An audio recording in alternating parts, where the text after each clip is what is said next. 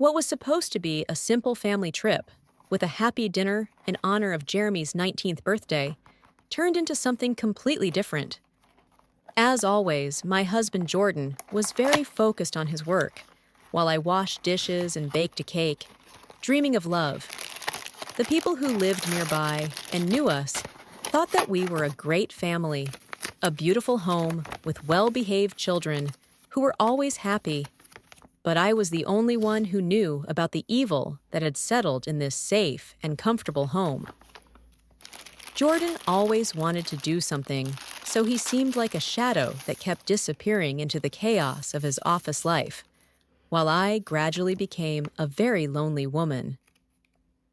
When the hot sun touched my skin that day at the beach, I felt even more alone and empty. Jeremy, having fun, playing with a ball and telling funny memories. I turned away for a split second, and as he was applying sunscreen to my back, I felt the soft touch of his hand. The action seemed so simple and thoughtful at the time, but as the hours passed, it became more complicated. My mind was full of broken dreams, and I realized that Jack was the only person who had truly noticed that I was alone. His carefree but kind words made me feel a warmth I hadn't felt in years, that Jordan hadn't surprised me in a long time. It was only in that moment that I realized that Jeremy was filling the void left by my husband. I couldn't help but think about what that could mean for us. However, the family party I had carefully planned quickly turned into a sad event. As we sat on the sand and laughed, I felt myself drifting away from inside, as if a wave had taken away all the joy. The heavy silence forced me to face the harsh truth. I didn't feel anything anymore. Jordan came home tired and uninterested. He didn't say hello to me, didn't ask how my day was, and didn't show any concern for his son. I was very aware of his absence as I sat at the kitchen table. He was no longer the kind, caring one he used to be. I had become a normal part of his life, something he could easily ignore. As I stood in front of the empty table, my mind went back to old, dirty memories. I was angry at myself for letting things go the way they were. I couldn't remember the woman I used to be, the woman who was proud of her family. As I watched Jeremy absorb every word that night, I realized that he was the only one who could still make my heart beat faster. His blue, young eyes reminded me of the hope and trust I used to have. I was shocked when he gently touched my back. When his eyes met mine, they were filled with a sensitivity I had never felt from a guy. I didn't know what to say. Everything had changed, all the feelings, the loneliness, and the unwillingness to continue this image. It all came to the surface. I felt like I had betrayed myself when I was hit, like I had hit myself. My feelings were falling apart and tearing me apart. Even if it wasn't love, the connection that was growing between us felt unbearable. Jeremy's face changed from surprised to confused as I looked at him, and I realized that we were both on the brink of something huge. I was about to make a discovery that would leave me with no questions, only a truth that would not go away. How could I love someone who was never mine? Our loneliness and hope were connected, but they were on different shores. It felt like the wall between us might crumble, just as I felt myself being flooded with fear and doubt. And with each passing second, I realized that this was not love. Jordan represented the dark parts of my past, while Jeremy was the light in my life. But they weren't really mine, so how could I move on? Summer days used to make me think they were peaceful, but this time their light seemed to be telling me something different. He always put his work before us, and every time it hurt, like a knife piercing my chest. I quickly shook that thought away and left with Jeremy, who was the only person still willing to share these short moments with me. As we drove to the beach, I couldn't help but notice how Jeremy was growing. He could be gone forever if I blinked. It was both scary and strangely freeing to feel that way. As those thoughts lingered, I thought about the times when he was younger, and his little hand would rest on mine. His laughter filled the room. We both felt like we took a deep breath when we finally got there. Jeremy helped me carry my bags to a quiet spot by the water, which made me feel better. I laid out the towels on the warm sand while he set up the umbrella, making me think of him as a child again. Watching him change, I wanted to talk to him, to find out what was going on inside him. But I didn't say anything. I just lay down on the towel and let the sun cover me like an old pillow. I thought about the tanning oil, trying to calm myself down. I saw how Jeremy hesitated when I asked him for help. It seemed like he wanted to get away from the situation. I felt my heart squeeze when he finally agreed. I was caught off guard when he touched me with hands that weren't a child's hands anymore. They were strong and firm. I had no idea why this simple moment hit me so hard and made my body shake in a way I hadn't felt before. Jeremy applied the oil slowly, his hands moving as if he was thinking about what to do. He touched me in a steady rhythm, and I closed my eyes. I felt something I hadn't felt in what seemed like a long time. The feel of his hands made me remember the first time I held him as a helpless baby. That memory was very different from the feeling I was experiencing at that moment, but his touch soon became more confident and moved lower. It was as if a storm had come out of nowhere. I tried to tell him something to stop, but nothing worked.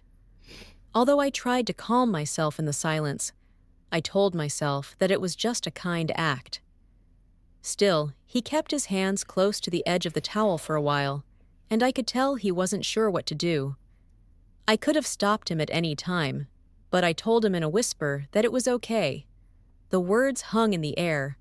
More silence hung between us at that time. I felt myself sinking deeper into myself, and his touch was the only thing that remained. As his fingers moved downwards, I could no longer fight him. My internal objections faded, leaving me in a flurry of feelings I couldn't even explain to myself. It was too much for my senses, and I felt both alone and excited at the same time. Even though I didn't understand what was happening, my joy was growing. When I was on the beach, and my life was broken and empty, Jeremy became a rare light that I could no longer ignore. A flood of feelings was building inside me that I couldn't ignore. He was the only one who could make me feel alive.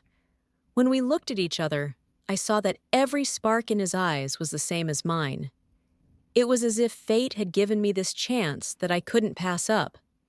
Letting go of the past and the future, I was able to give in to the warmth of the moment.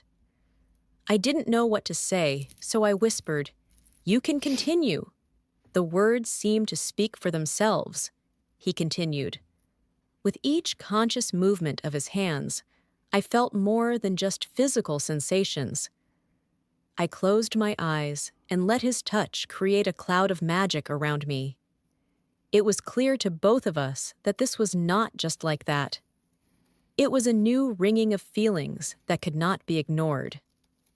At that very moment, I realized that his hands were doing more than just touching me. These were streams of unnameable feelings that mixed happiness, lightness, and madness. I felt how a strong desire was tearing me apart from the inside. My lips were tightly pressed. This desire became apparent when my thoughts stopped, and only the sound of our breathing broke the silence. I opened my eyes and looked at him. For a split second, everything else seemed unimportant.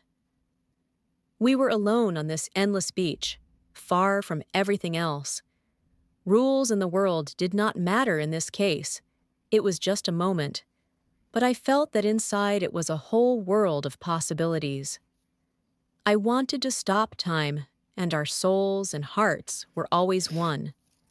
Our secret refuge was this picnic on the beach. Even the silence had meaning, and we did not need to say anything. My worries and fears were temporarily gone, and in their place was a weak link that held us together. We had been through an endless sea of emotions. Inhaling deeply the fresh sea air, I sank into a peaceful silence. But now it was time to go home, and with that, a familiar fear crept up on me, like a cold that won't go away. As Jeremy and I got into the car, I felt like it was going to happen anyway. After driving a few blocks, I sank into my thoughts and tried to block out the unbearable pain that seemed to be eating away at my soul. When I got home, I found myself back in my little world, surrounded by the disappointment Jordan had created with his constant absence. Every time he looked away from me, it became harder to contain the anger that was building inside me. "Jordan, are you hungry?" His smile was false and short. He nodded slightly. As I lay in bed that night, I couldn't stop thinking about Jeremy. His eyes, his hands, his undivided attention all made the lines between what had once felt normal blurry. I tried to push the thoughts away, but they kept coming back. I knew I should stop and silence myself, but a dark part of me didn't want that. I missed the connection and care I was used to from Jordan. As the days went by, Jeremy became distant. When I was cooking or sitting in the living room, his gaze became sharp and locked on me. One night, while I was watching TV, I couldn't take my eyes off him. Instead, I let it happen, which led to a silent connection between us. It was very hot at home over the weekend. We decided to go away again, leaving Jeremy alone. I don't know where the urge to go back to the beach came from, but it was strong. Maybe I was trying to get away from home, or maybe I was hoping the fresh air would help clear my mind. It was clear that we had been tense during the trip. Jeremy sat with his headphones on and looked out the window. I felt something tighten inside me, forcing me to face what was happening between us. The morning was peaceful and calm. As always, Jeremy walked into the kitchen almost silently, like a ghost in the early morning light. It was interesting how he stood motionless by the window, looking out onto the street. I looked at him and saw that his eyes were glued to me, like on the beach, when he seemed to be thinking about nothing else. It was clear to both of us that this relationship had grown into something more than just a mother and son bond. It was very hot, and I could feel his breath behind me. It was a gentle reminder of how love and warmth could consume everything. I was stunned by how tense the moment was, and I tried to stop him with a quiet word, but before I could say anything, he was closer, and I felt both fear and excitement. "I have to go," he said. When his lips touched mine, it made me feel so many different things. As soon as I kissed him back, everything fell apart. I knew it was wrong, so caught up in my feelings of love and anxiety that I forgot what was right and what was wrong. I knew it could ruin everything. I felt alive again after each kiss, something I hadn't felt in a long time. I broke all the rules and went into the unknown in those short moments. Jeremy had crossed a line he should never have crossed. Now I knew that it wasn't a mistake that would soon go away, but a heavy burden that would become heavier with time. I couldn't get rid of his gaze or his little signs of love that made me feel longing and desire. Despite this, it still felt like we were dangerously close to falling into the abyss. That's when I realized that something very important had changed in me. We were a part of something that was against the rules, but it was important. When his hands touched me, this feeling broke the barriers that held me back and allowed the feelings I had denied to come out. I wondered if I did something wrong.